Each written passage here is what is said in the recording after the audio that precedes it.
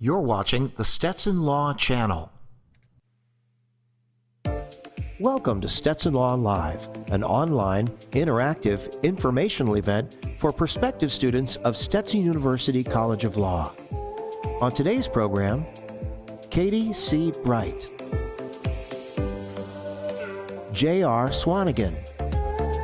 Our topic today, the MJ degree in International Business Law.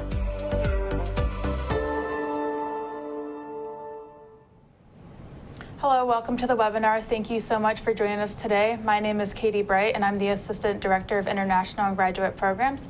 We're here to talk to you today about the MJ degree in International and Comparative Business. Just a reminder, you can submit questions on the screen at any time throughout the program, and we'll get to them at the end. I'm here with J.R. Swanigan. Hi, my name is J.R. Swanigan. I serve as the Assistant Dean of International and Graduate Programs here at Stetson University College of Law, and I'm looking forward to explaining more about our Masters of Jurisprudence program in International and Comparative Business Law today and answering any questions that you may have. Thank you. All right, so let's get started. So, J.R., what exactly is an MJ degree? I know that they're a relatively new degree, and why should someone pursue it? Right.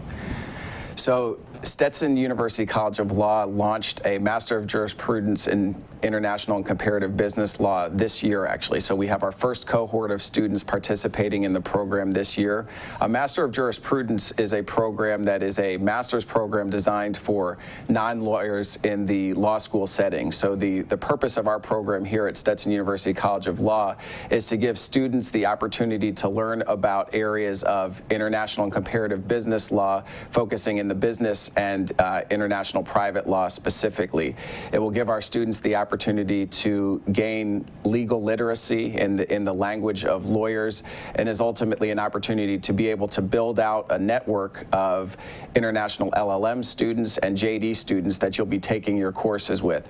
It's a one-year program, 24 credit hour program, and we'll talk a bit more about the curriculum, but it does allow for some latitude to be able to take some courses of interest in addition to those courses that are focused in international law and business.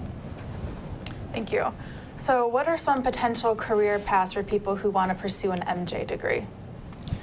So early on, we are seeing that our students are quite interested in consulting work, banking, project management, risk analysis, and then there are those individuals who have a background in the law as well, but also are interested in pursuing non-legal employment opportunities. So there are a wealth of opportunities available, and again, it's the opportunity to be able to draw together expertise in both the areas of international law and business law as well. All right, so now we want to talk to you a little bit about the required curriculum. I believe you have a slide to put up for this. So the required curriculum for the MJ program, there are some, as JR mentioned, there are some classes that are going to be required. So that is your United States legal systems, United States legal writing, international law, international business transactions, international litigation and arbitration. So as you can imagine, these are classes that you will need to have if you want to pursue a career in international business and international comparative business.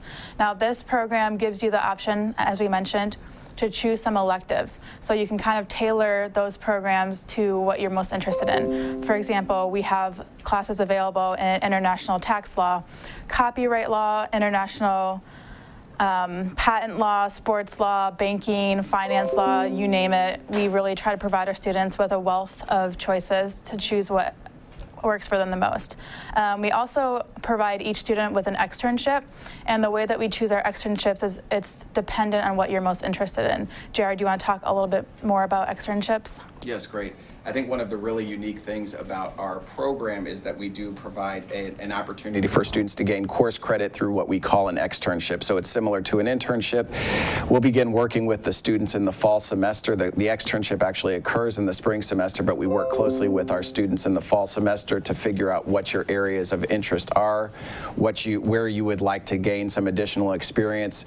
We have externships in place at local businesses in the corporate compliance clients' offices and in addition to non-governmental organizations with some banks, and also for some local corporations, including Jabil Circuit. As an example, we've placed students with Ironman, which is located in Tampa, Florida, with the minor league baseball, the minor league baseball organization. So there are a number of different opportunities where the students will work during the week in gaining legal and business experience in a capacity that gives them a real hands-on opportunity to be able to do that. I will say, going back to Katie's earlier point as well with the courses, one of the things that we find is really unique and significant about our program specifically is that you as a student in the MJ program will be taking courses with our JD students and also our LLM students. So you'll be in the U.S. Legal Systems course as a cohort, and then from there you'll be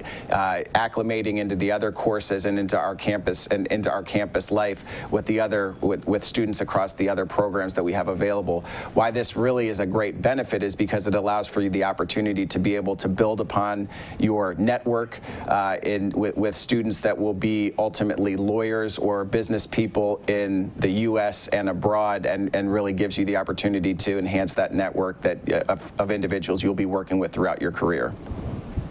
Right, and speaking of campus life, I'd like to talk to you a little bit more about it. Any student who's enrolled in our MJ program or in LLM programs are just as qualified as JDs to participate in anything on campus. We have students who participate in competition teams.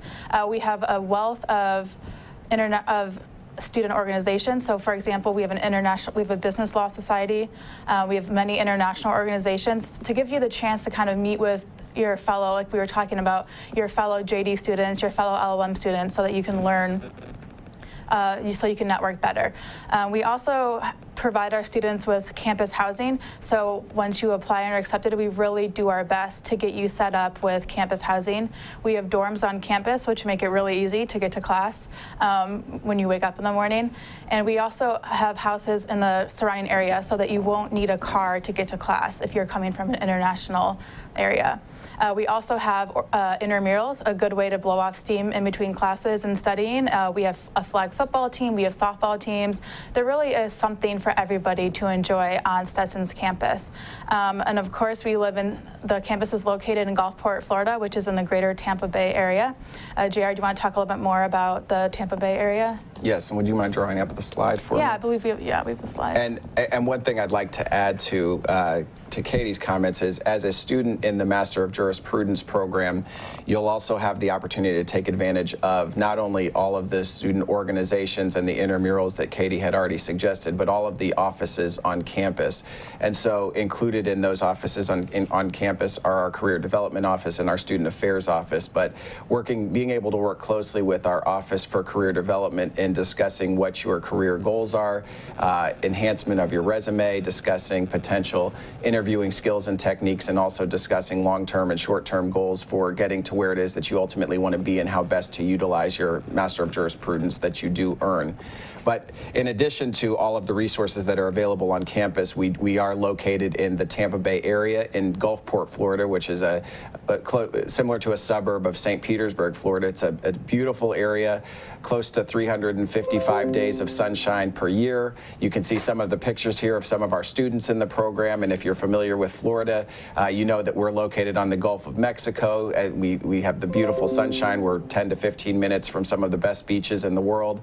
Also, many of the amusement parks that you're probably quite familiar in Orlando, a 2-hour drive down the road. There are the Universal Studios, Disney World, and to name a few. And then it's just a wonderful place to, would you mind backing that up for me, Katie, just for a moment? It's a wonderful place and a pretty vibrant city from a cultural perspective as well. So there are lots of great restaurants in the area, wonderful museums. It's the location of the great Dali Museum. The largest museum dedicated to Salvador Dali is located in our area. And we have access to a wonderful international airport in Tampa area as well, to be able to get in and out of the area if that's where your interest might lie. But it's a wonderful place to live and a wonderful place to be. Lots of sun, lots of beaches, and lots of opportunities to be able to really take the opportunity to enjoy yourself during your year here at Stetson as well. All right, well, now that we've convinced you to apply, I'd like to go over some of the admissions requirements, and if we could get that slide up. Will you bump forward just one more time for me? Thank you.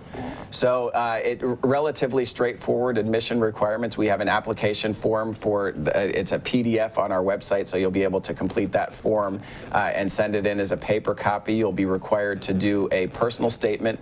What we're really looking for in the personal statement is an opportunity to get to know a little bit more about you, what your professional goals are, why you're interested in Stetson specifically, and why you're interested in this new Master of Jurisprudence program.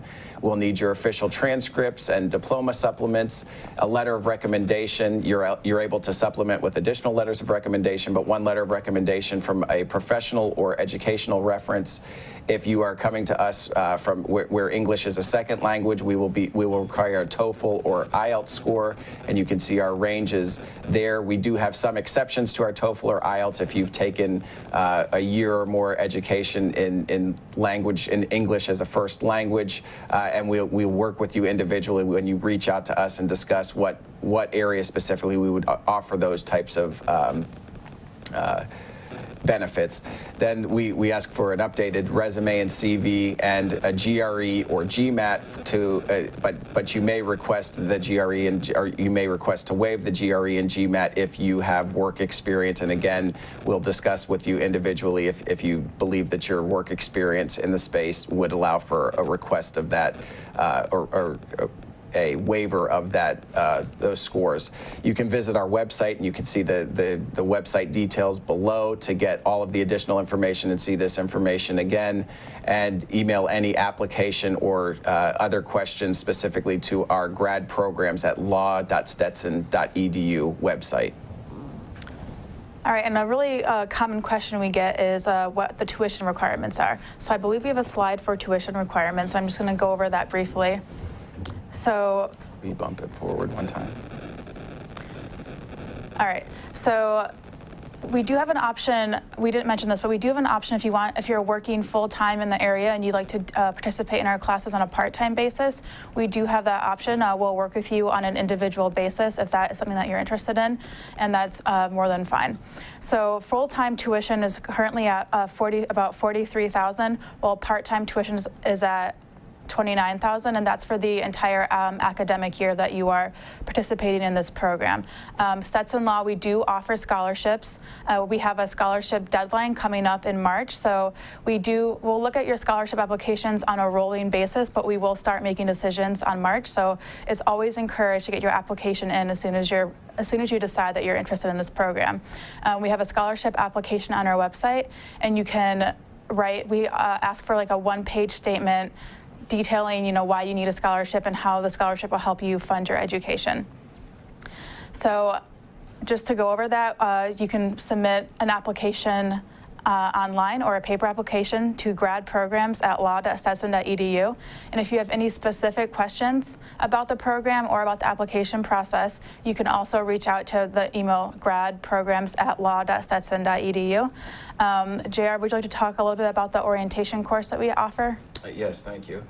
And I will add, if you are currently working, in addition to the scholarship support that we are able to provide or try to provide to our students, I would encourage you to reach out to your employer to see if your employer is able to offer any sort of support as well from an educational standpoint.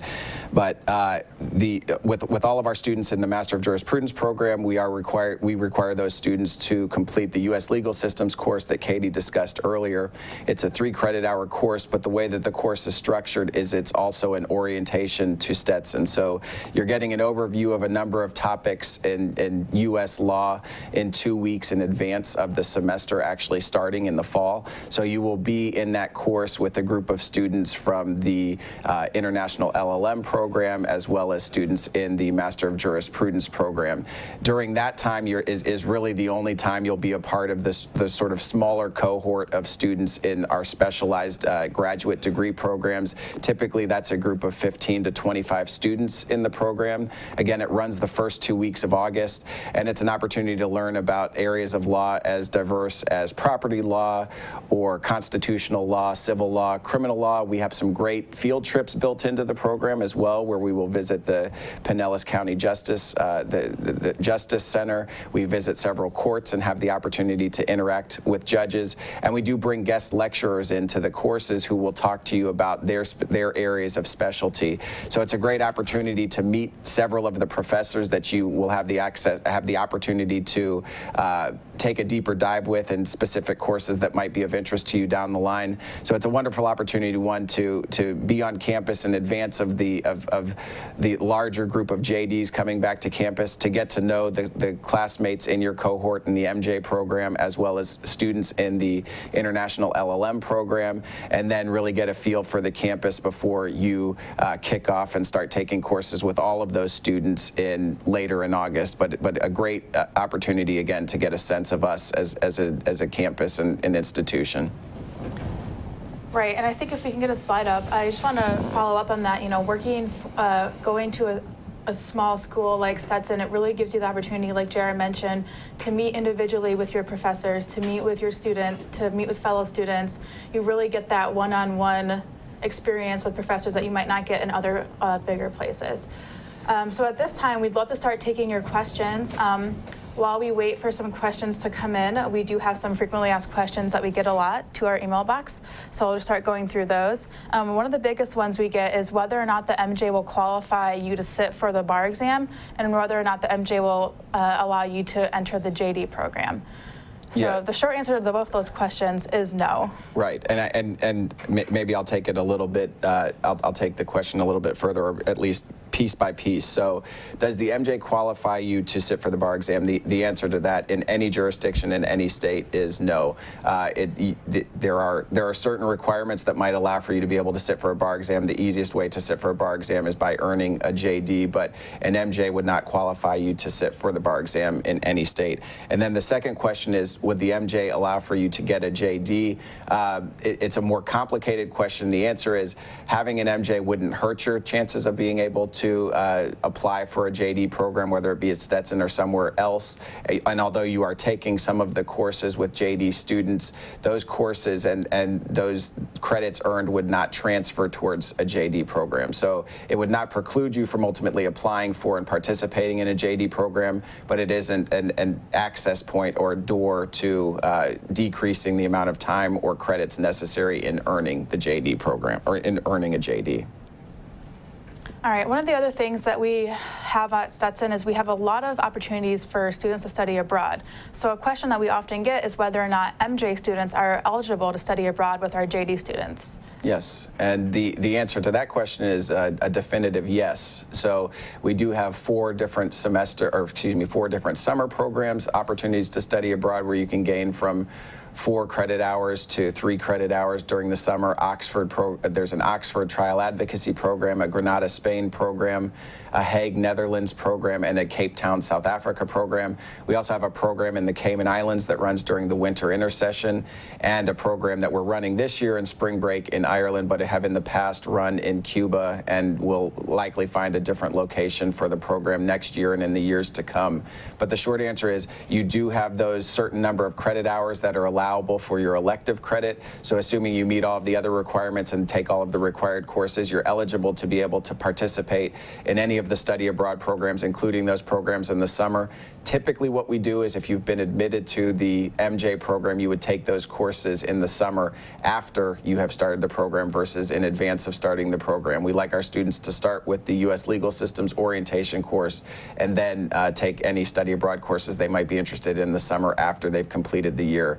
But again, there is some opportunity for flexibility, and we would discuss that on an individual basis with each of you. So how would participating in a study abroad program after the spring semester affect graduation? That's a good question. The answer is, likely it would delay your graduation until the end of the summer. So most of our students following the full-term track of the program. Their anticipated graduation date is in May. If you participate in one of the summer abroad programs, it's likely that your graduation date would be bumped to August or potentially the following semester to ensure that we've captured the credits that you've earned in the course itself. But again, we would be able to work with you in an individual basis to look at the calendar, look at the dates of each of the programs, and let you know exactly when you would receive your degree, assuming you've met all of the requirements of the program.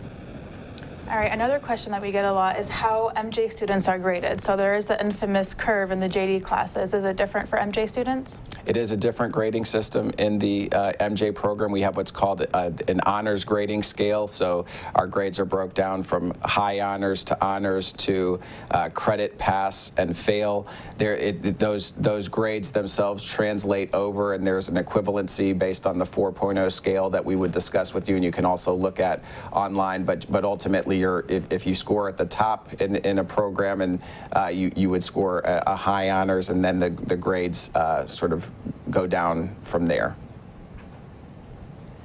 All right, another question that we get, in this international business program, we are excited about and we welcome international students from all around the world.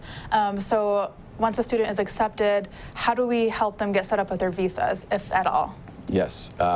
So when you go through the application process, you would provide us all of the appropriate information. Once you have been admitted into the program, my office will work closely with you if you happen to be an international student in getting the appropriate visa and immigration paperwork together so that you can get the letter of invitation from our office and drawing you or ensuring that you have a smooth transition to the U.S. for the program. If you're a domestic student or you're an international student living domestically, you have a bit more time. We are on a rolling admission, as Katie had suggested earlier. But if you are coming to us from abroad, we encourage you to apply sooner than later, really with the end of April being the latest, just to ensure that we're able to get all of the visa and immigration paperwork together. If you're in the area, our application is rolling up until the end of July, but we encourage you again to apply early for the incentive for both international and domestic students for the opportunity to be able to be in the pool for scholarship support. All right, well, if there are no other questions, I think that covers it. Of course, if you come up with a question or want to talk to anyone in our office, just send an email to me, Katie, at gradprograms@law.stetson.edu. Thank you so much for joining us today. Thank you. Thank you for watching Stetson Law Live. For your convenience, our contact information will remain on the screen for the next few minutes.